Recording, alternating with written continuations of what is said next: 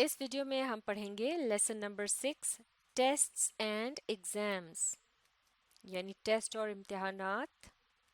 जैसे कि इस तस्वीर में आप देख सकते हैं, ये एक इम्तिहानी मरकज़ का कमरा इम्तिहान दिखाया गया है जिसमें स्टूडेंट्स अपने अपने डेस्कों पर बैठकर इम्तिहानी पर्चे को हल कर रहे हैं। तो चलिए मिलकर पढ़ना शुरू करते हैं। आप भी पढ़िए। पहला paragraph, tests can really help to know where you are and what you need to do to improve. जैसे कि यहाँ एक सवाल भी पूछा गया है कि can you share one good thing about tests, यानी टेस्ट्स के मतलब क्या कोई एक अच्छी बात आप बता सकते हैं। तो ये इसका पहला जुमला जो है यही एक बड़ा अच्छा इसका जवाब बनता है कि टेस्ट दरअसल क्या होते हैं। ये आपकी मदद के लिए होते हैं, ये जानने के लिए कि आपको क्या कुछ आता है या आप कितना जान चुके हैं। जैसे कि मुहावरा भी इस्तेमाल होता है कि आप कितने पानी में हैं, और मज़ीद ये कि आपको खुद में बेहतरी लाने के लिए मज़ीद क्या करना है। They let you know if you have understood something that you have been learning, and they also help the teacher to plan what more is needed to be done. They let you know if you have understood something, यानी जो test होते हैं वो आपकी किस तरह से मदद करते हैं। उनकी मदद से आप ये अंदाज़ा लगा सकते हैं कि आपको किसी बात की समझ आ चुकी है, that you have been learning, जो कि आप याद कर रहे थे। And they also help the teacher, और वो टीचर की भी एक तरह से टेस्ट जो है वो मदद करता है to plan what more is needed to be done, ताकि वो स्टूडेंट्स वगैरह में मजीद बेहतरी लाने के लिए कोई हिकमत अमली अपना सकें या कोई प्लानिंग वगैरह कर सकें उसके मुताबिक। तो टेस्ट को देखकर उन्हें अंदाज़ा हो सकता है, आसानी से वो अपना ये काम कर सकती हैं। अब आगे देखते हैं कि अगले पैराग्राफ में इसके मुताबिक क्या बताया जा रहा है। बात हो रही है एग्जाम्स की। Exams can be really stressful, यानी इम्तहानात जो होते हैं वो खासा जहनी दबाव पैदा करते हैं। Because they are something that you need to पास, क्योंकि वो एक ऐसी चीज़ होती है जिसमें से आपको पास होना होता है या पास होना ज़रूरी होता है if you want to move to the next level, ताकि आप अगले लेवल पर जा सकें या आगे बढ़ सकें। Exams are usually more formal, इम्तहानात जो होते हैं वो टेस्टों के मुकाबले में गैर रस्मी होते हैं। You take exams in of subjects, इम्तहानात जो है सब्जेक्ट्स में, माफ़ कीजिएगा, फॉर्मल से मुराद है रस्मी। जैसा कि इम्तहानात में टेस्टों के मुकाबले में ज़्यादा बातों का ख्याल रखा जाता है, जिस तरह के इम्तहानी पर्चे के ऊपर नाम भी नहीं लिखा जाता वगैरह, तो वो फॉर्मल या रस्मी होते हैं।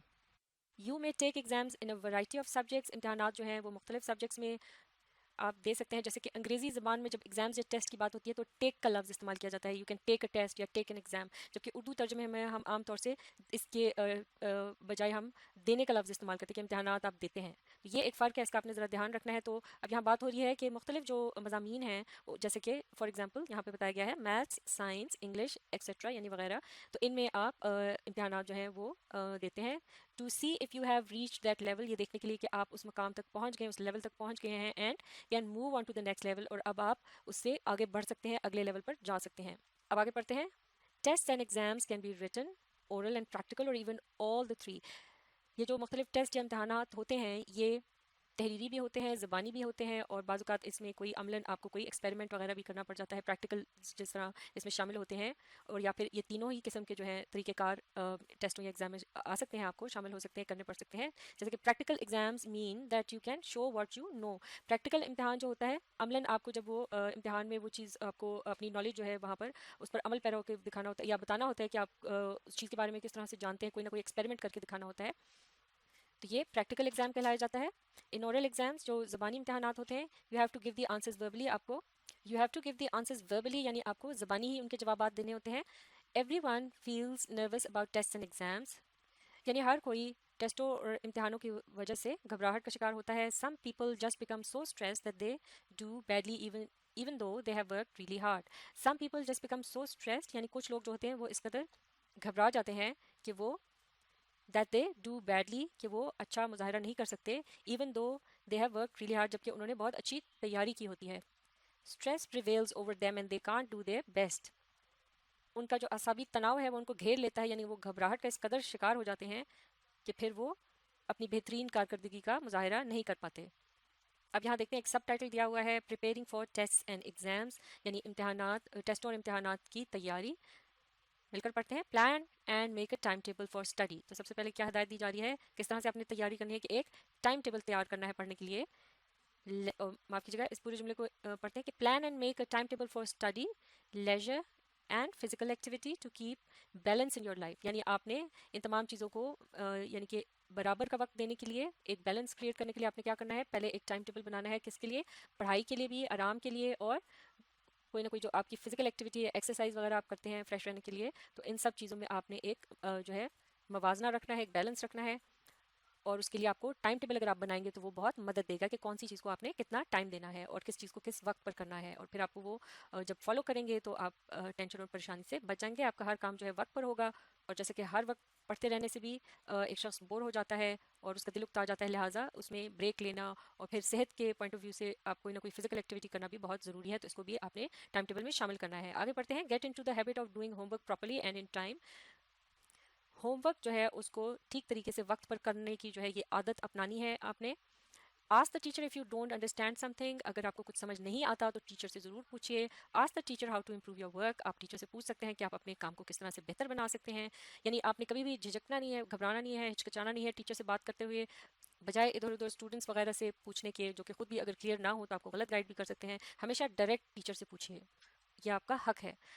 Have a tidy study area at home where you haven't got heaps of stuff around to distract you. Have a tidy study area, एक पढ़ने के लिए आपको एक साफ सुथरा घर का कोना चाहिए होता है at home where you haven't got heaps of stuff, जहाँ पर आपने बहुत सारी चीज़ों को जमा ना किया हो एक दूसरे के ऊपर, इस तरह जिस तरह आप बेतरतीब तरीके से चीज़ों का ढेर बना लेते हैं to distract you, क्योंकि वो आपको डिस्ट्रैक्ट कर सकते हैं यानी आपकी तवज्जो हटा सकते हैं। Studying with someone can be helpful, किसी के साथ मिलकर जो पढ़ना है ये आपको और भी मदद देगा, but only if you stick to the task। लेकिन ऐसा करते वक्त आपने अपना पूरा ध्यान अपने काम पर देना है, ऐसा ना हो कि आप फालतू बातों में एक दूसरे के साथ अपना वक्त जो है वो ज़ाया करते हैं। वर्किंग अलोन इज़ बेस्ट, ज़्यादा बेहतर तो यही है कि आप अकेले में ये जो है पढ़ाई का अमल जो है इसे अपना जारी रखें। You will have to do the test or exam on your own, जैसे कि आपने टेस्ट और इम्तिहान जो होता है वो भी खुद से देना होता है, आपकी जगह कोई दूसरा उसमें आपकी मदद नहीं कर सकता। Whether you are a morning lark or a night owl, make your study time when you are most alert and energetic. Morning lark और night owl, ये मुहावरे यहाँ इस्तेमाल किए गए हैं। मॉर्निंग लार्क से मुराद है जैसे कि लार्क जो है एक ख़ास किस्म का परिंदा होता है जो कि सुबह सुबह चहचहाता है। तो अब मॉर्निंग लार्क से मुराद है कि वो शख्स जो कि सुबह सवेरे उठने का आदी हो। और नाइट आउल, आउल जैसे कि इसका इशारा है उल्लू की तरफ जो कि रात भर जागता है अपने शिकार के लिए, तो लिहाजा वो लोग जो कि रात को जागते हैं उनकी तरफ इशारा करते हुए कहा है कि अगर आप रात भर जागते हैं, एक नाइट आउल की यानी की तरह से आपकी रूटीन है। तो यहाँ बात हो रही है कि whether you are a morning lark or a night owl, यानी अगर आप चाहे आप सुबह सवेरे उठते हैं या आप रात भर जागते हैं, मेक योर स्टडी टाइम, आपने अपना स्टडी टाइम उस वक्त रखना है when you are most alert, जब आप बहुत चौकन्ना होते हैं या फ्रेश होते हैं, एंड एनर्जेटिक यानी कि आप खुद को तरोताज़ा महसूस करते हैं, तो उस टाइम पे आप अपना जो है स्टडी रूटीन या स्टडी टाइम रखें। If you are tired and sleepy, अगर आप थके हुए हैं या आपको नींद आ रही है, you are wasting your time, तो फिर उस वक्त आप अपना वक्त ज़ाया कर रहे होते हैं। तो आपने इस बात का ख़ास ध्यान रखना है। आगे बढ़ते हैं। Cramming stuff into your brain just before a test or exam doesn't work. अब क्रैमिंग स्टफ का मतलब है कि जैसे कि आप बिल्कुल आखिरी वक्त की वो जो तैयारी कर रहे होते हैं जिसमें जल्दी जल्दी आप बहुत सारी चीज़ों को देख रहे होते हैं और सरसरी सा आप उन पर एक नज़र दौड़ा रहे होते हैं, और आप माफ़ कीजिएगा, क्रैमिंग स्टफ से मुराद है जैसे कि आप जब रट्टा लगाने की कोशिश कर रहे होते हैं, जब आपने उस चीज़ को पूरी तवज्जो से समझा नहीं होता और फिर आखिरी वक्त पर आप बिल्कुल जल्दी जल्दी बस रट्टा लगाकर आप एक तरह से टेस्ट या एग्जाम की तैयारी करने की कोशिश कर रहे होते हैं, तो ये तरीक़ेकार जो है ये काम नहीं आता। यू आर, इस जुमले को एक मरतबा फिर पढ़ लेते हैं। Cramming stuff into your brain just before a test or exam doesn't work, यानी इम्तिहान या टेस्ट से कुछ देर पहले अगर आप किसी बात का, किसी जो पढ़ने जो इम्तिहान में आपके आ रहा हो जो कंटेंट, उसको अगर आप उसका रट्टा लगाते हैं तो वो काम नहीं आता, अक्सर वो आपको भूल भी सकता है। You are more likely to forget what you have already learned and go into a panic. You are more likely to forget what you have already learn, जो कुछ आपने पहले से याद किया होता है आप उसको भी भूल सकते हैं। ये जो क्रैमिंग का जो तरीक़ेकार है यानी ये नुकसानदेह होता है। And you go into panic, go into a panic यानी कि आप फिर अचानक जिस तरह बहुत ज़्यादा घबरा से जाते हैं और फिर आपको सब कुछ भूल जाता है और घबराहट में जो कुछ आता होता है वो भी जहन से निकल जाता है। Work on the hard stuff first, पहले आप जो मुश्किल हिस्सा हो अपने सबक का उस पर काम कीजिए। And save the subjects you enjoy for after, और वो जो मज़ामीन हैं जिनको आप इंजॉय करते हैं या मुश्किल नहीं लगते आपको, वो आप बाद में उनकी तैयारी कर सकते हैं। प्रैक्टिस आउट लाउड, आप बुलंद आवाज़ में भी उसको पढ़कर आप उसकी तैयारी कर सकते हैं। If you have to do an oral presentation, अगर आपने ज़बानी जाकर कोई टेस्ट या इम्तिहान देना है तो उसकी तैयारी आप इस तरह से भी कर सकते हैं कि आपने जिस तरह से वहाँ पेश करना होता है उसको प्रेजेंट करना होता है उसी तरीके से आप उसकी प्रैक्टिस कर सकते हैं बुलंद आवाज़ में। Try it out on family and friends so that you may build up your confidence, आप अपनी यानी घर वालों के साथ और दोस्तों के साथ भी इसको प्रैक्टिस कर सकते हैं ताकि आपके अंदर खुद एतमादी पैदा हो और आप जहनी तौर पर यानी पहले से उसके लिए तैयार हों। अब है ये सब टाइटल टेकिंग द टेस्ट, यानी टेस्ट जो आप देते हैं उसका मरहला किस तरह से होता है, उसमें क्या आपने एहतियात करनी है।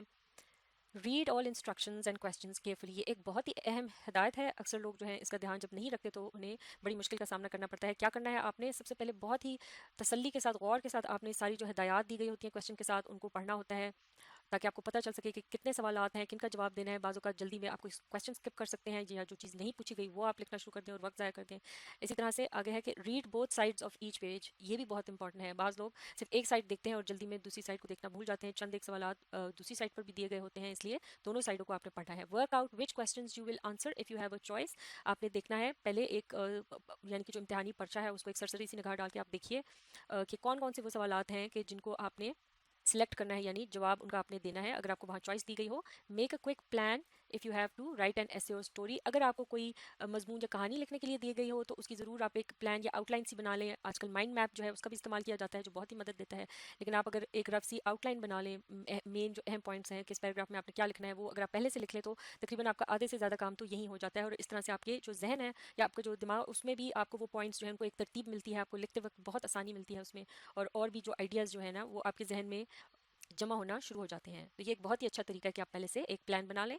Just write down keywords so that you stay on track, जैसे कि अभी हमने जिक्र किया कि जो अहम कीवर्ड्स हैं पूरे पूरे जुमले लिखने के बजाय सिर्फ जो मेन अहम वर्ड्स हैं उनको ही आप नोट करेंगे जब इस तरह से आप एक प्लान या लिस्ट तैयार कर रहे होंगे या आउटलाइन तैयार कर रहे होंगे। Answer all the compulsory question, जो बहुत अहम और ज़रूरी क्वेश्चन हैं उनको, तमाम के तमाम क्वेश्चन को आपने ज़रूर उनका जवाब देना है। The ones you have to answer, जिनको के आपने लाजमी जवाब देना है, तो उनमें से आपने कोई क्वेश्चन ड्रॉप नहीं करना, उनको पूरे तमाम के तमाम क्वेश्चन को आपने अटेम्प्ट करना जो है ना वो आपके लिए लाजमी है, ज़रूरी है।